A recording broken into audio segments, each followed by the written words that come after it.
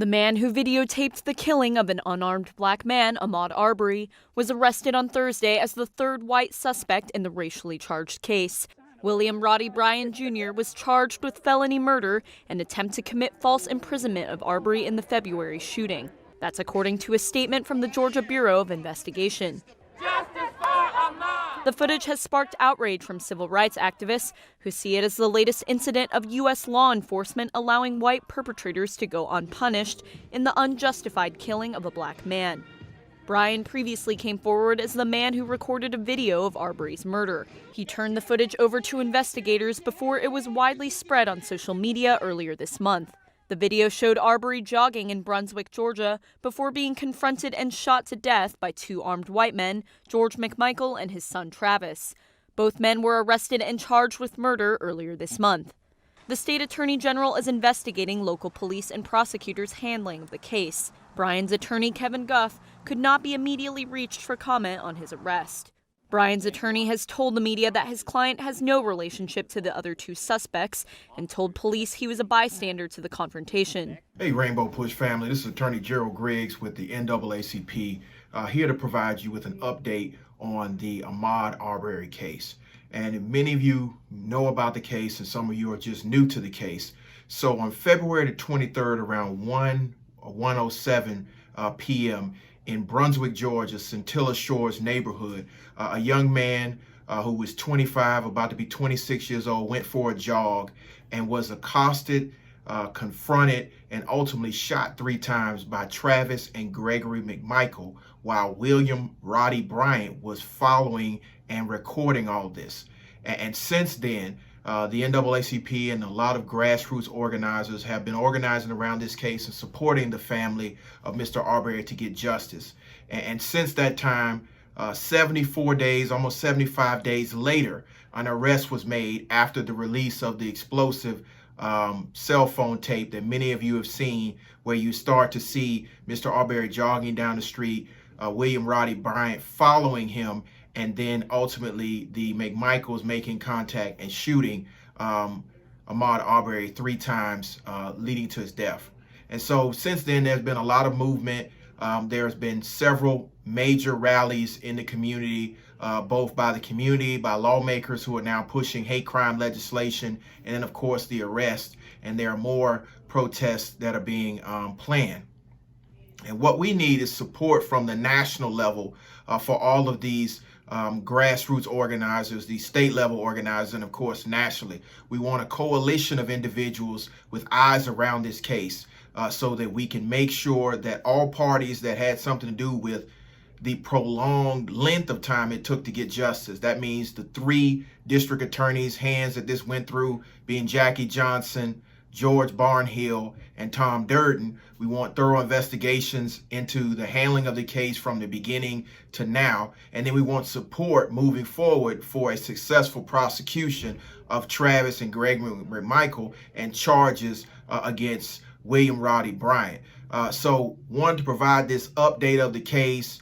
There will be bond hearings coming up that have not been set yet for the McMichaels. Hopefully there will be an arrest warrant issued for Mr. William Roddy Bryant, and that we can continue to engage and make sure that there's justice in this case. Some of the important and key components, the Brunswick chapter of the NAACP under the leadership of John Perry was the first on the ground to help this family to elevate their voices because of COVID-19, because the case happened back February the 23rd, and then it took a substantial amount of time to get the information out that helped make this case go viral. And so we're reaching out to organizations like Rainbow Push to give you updates so you can know in real time how you can help, how you can get involved. Right now, there's a push by many organizers to make sure there's a thorough investigation by the GBI and the FBI, so you can join in that call.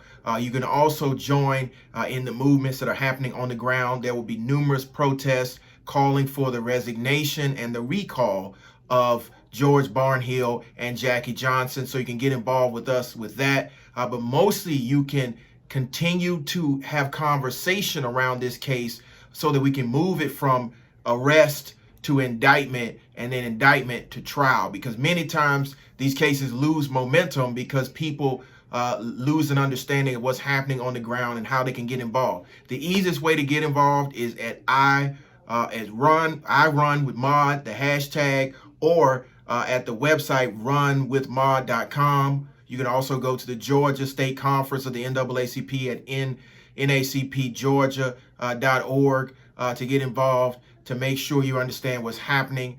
There are numerous coalitions that are formed. The Just Georgia Coalition has formed with numerous umbrella organizations that do work in Georgia around these issues, but we really need national organizers. That's why we're thankful for Reverend Jackson. We're thankful for Rainbow Push getting involved and getting engaged and allowing us to provide this update. So what's happening now? There have been arrests. There's going to be a bond hearing at some point. We're in a judicial emergency here in Georgia, so there cannot be the convening of the grand jury until at least after June the 13th, when the judicial emergency is lifted because of coronavirus.